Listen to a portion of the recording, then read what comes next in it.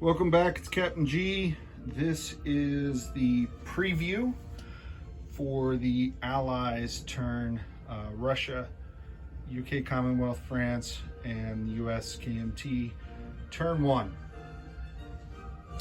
So what I want to do is go over the builds, because when we do the end of turn summary you won't necessarily see that. Let me mount you somewhere.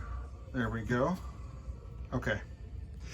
So because in the turn order it goes Germany, Japan, and then Russia CCP, the British Commonwealth, all 5 economies, Great Britain, Canada, South Africa, the Far East Command, and Anzac, as well as France, but Free France does not build, so I don't have a build plate for them. And then the US and KMT. So all of this will go before the next Axis power. So I'm going to do this preview. We'll play the Allied turn. I'll combine those into one video. And then next up will be Eggman with Italy turn 1, Germany turn 2, Japan turn 2, and then that will be one giant video as well. Okay, so to start off with, the Russians don't have a lot. They've got 15 IPP. They're going to buy 2 of their elite infantry, which attack and defend better in Soviet home country. So defending in Karelia would be good for them, but they don't get a bonus when they attack into Finland, for example. But they would if they're trying to retake Soviet territory. And then 2 regular infantry, and they'll have 1 left over. CCP only starts with 3, so they'll just buy an infantry. For Great Britain, they start with a 35 IPP. They're going to build a minor industrial complex in Cairo, a military base in Gibraltar, a coastal gun in Gibraltar as well, 2 infantry in Liverpool. This 1 artillery is on top of the South African roundel because the British have the ability to build units that they fund in the other facilities. So this one's going to be built in South Africa. They're going to build an air transport, and that uses up, I believe, all of their funds. Canada has 10. They're going to build a fighter. South Africa 3. They're going to build an infantry, save nothing. Far East Command is building 3 infantry and in heavy artillery. And the plan is to build 1 in Bangladesh, the rest, everything else in Calcutta. As they earn more money, they'll be able to flesh out, maximize the capacity of their complexes. Anzac is building a military base. This is standing in for now for the Z-Force amphibious troops. You get a +1 on the first round of combat, and then a regular Anzac infantry. My strategy with that is put this military base on New Guinea and be able to produce units there without transports to reinforce New Guinea and Dutch New Guinea, and an attempt to hold those, or at least make it frustrating for the Japanese to attack. KMT building an infantry and 2 artillery, and the US building a light tank to support Lend-Lease KMT, a military base in the Philippines, again frustrating, make it difficult for the Japanese, a coastal gun for the Philippines to provide some defense against the ships, the amphibious forces, and then 2 Marines. All right, so those are the builds.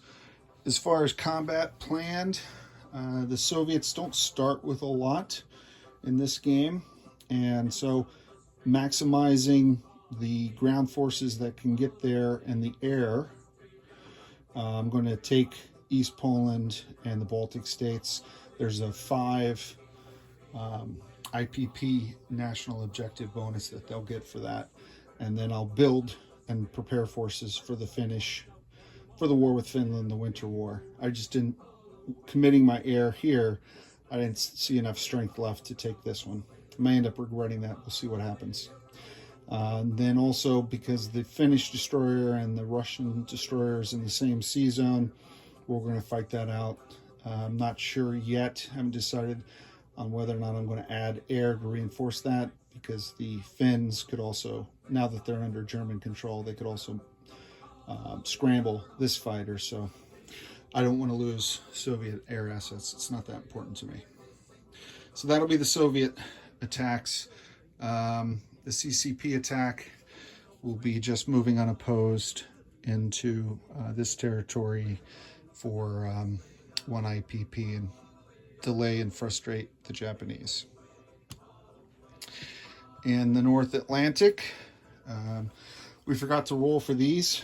These are 2 Denmark destroyer and coastal sub, so we'll roll for those, and they'll either be scuttled German or British. So I think that allows them to move. I'm not 100% sure. We'll double check, but we got to do that as cleanup, and then also we'll align these 2 territories to the British. They're frozen in place, but nonetheless, Great Britain will get the 3 IPP at the end of the turn. For combat, we're going to use the destroyer that survived, this submerged sub, and that coastal sub. They can all reach here because of the naval bases. So we're going to, with support for some air, go after these 3 subs, take a big bite out of the German U-boat fleet in the Atlantic. So that'll be our first engagement. We're going to strategically bomb with these 2 bombers the industrial complex in Paris. This might be our one shot to do it without fighter interception, since the Luftwaffe is all in West Germany. And then they'll continue and land in Gibraltar to reinforce it there.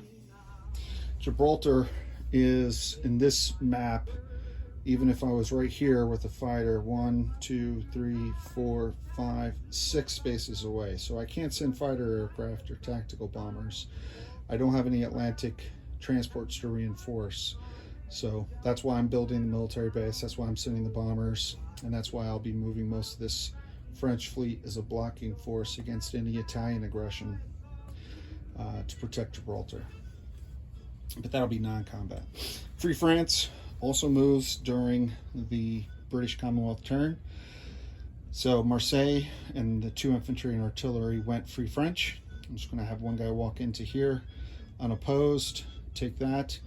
The other infantry and the artillery will jump on the free French transport 1, 2 and land unopposed in Morocco, and that will allow them to take some of this territory, basically just another dollar, but surround these Vichy, who in this game are neutral and don't move. So that's quite a force, but it's quite a force in one spot, and it's a spot I can ignore and work around.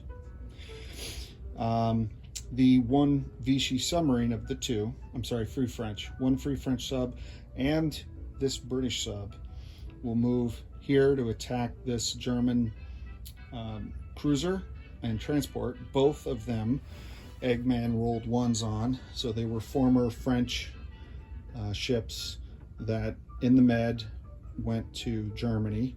Nothing went to the Vichy Navy, so I got to take those out, and I'll be using the Swordfish and the tactical bomber from this fleet coming over and hitting that as well. The transport, this is non-combat, but the transport here is going to take this Transjordan and Alexandrian infantry, move up, activate Yugoslavia and Greece, and that'll give a total of 8 IPP and all these forces to the Allies, frustrate Germany, and hopefully cause a conundrum for Italy, who will be joining the war, but they'll have choices to make, and hopefully they'll be difficult choices. For combat all the way at the bottom, let me tilt you down.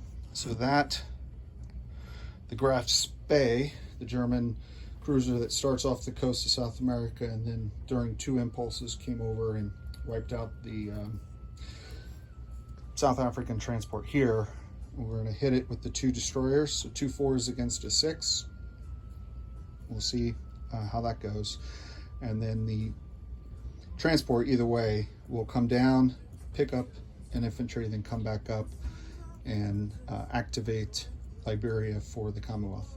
South African troops do not take new territory for South Africa. Any new territory they occupy goes to British control. So Great Britain will add that 1 IPP. So that's it for the Atlantic side. Moving over to the Pacific, the strategy for the FEC, they're not at war, so no combat, but the FEC and the Anzac will be taking advantage of the fact that all of these Dutch islands, colonies, are now pro-Allied neutral, with Germany having moved through Holland on its way to Paris. So Anzac will be activating New Guinea, be bringing a transporter around with an infantry and taking these islands, so +3 for Anzac, pulling out of Hong Kong, +4 for the Borneo for the FEC, and coming out of Calcutta, +4 for Sumatra. So that's 11 IPP that the Allies will be picking up and building on, while Eggman decides that Japan is going to come down and start the war with the Allies or focus on beating up China a little bit for them. China has no attacks. We're going to pull back and consolidate, or at least the KMT. And the US, again, cannot attack. So they're limited on some of their movements. They're basically going to be getting the bomber back and moving their torpedo ship and their destroyer back towards the main fleet, which is also going to try to hide from the Japanese to avoid their surprise attack. So that's the plan. That's what we're going to look to do on the Allied turn, our builds and our strategies and our attacks. When we come back, we'll tell you the results. It's Captain G, over and out. All right, welcome back. It's Captain G. So, spoiler alert, the Soviet Union enrolled in 11 and the US 13 for their income increases. So let me walk you through real quick the Allied attacks that we covered last time. Most everything went as planned, but not everything. Starting with the Soviets, we did attack into East Poland and the Baltic states. I decided to commit my air up here against the Finnish destroyer and try to dissuade Eggman from scrambling that fighter. So I brought in 2 fighters and a tactical bomber, which meant I could only send 1 fighter to each of these 2 battles, which caused the battles to go a couple rounds longer than I wanted. So I did lose a couple extra ground units. Don't know if the trade-off was really worth it. But ultimately he got only 1 hit. The transport did defend at a 1 in this game. Transports defend. So the transport and the destroyer were both just eliminated. I was really aiming more for the German transport than the Finnish destroyer, but I'm trying to limit the ability of the Germans to land troops amphibiously, either here or here. So those were the 3 Soviet attacks.